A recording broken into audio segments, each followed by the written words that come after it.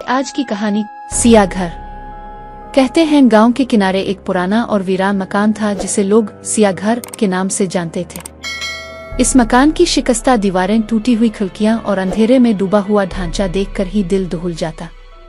दिन के उजाले में भी ये मकान किसी आसेब का मस्कन लगता था और रात को इसकी हैबत और बढ़ जाती थी।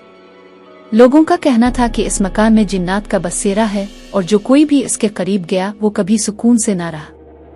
मगर अली, काशिफ और सलीम, तीन दोस्त जो अपनी बहादुरी का चर्चा चाहते थे, उन्होंने तय किया कि वो इस सिया घर में एक रात गुजार कर दिखाएंगे।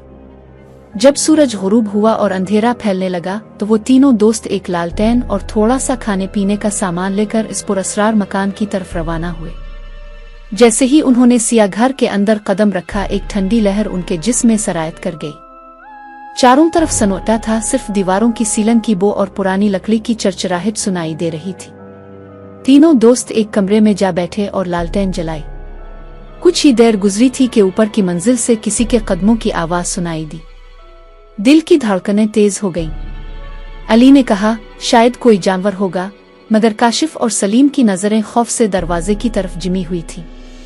फिर वो लम्हा आया जब दरवाजा आहिस्ता आहिस्ता चरचराता हुआ खुद ब खुद खुला और एक ठंडी हवा का झोंका अंदर आया।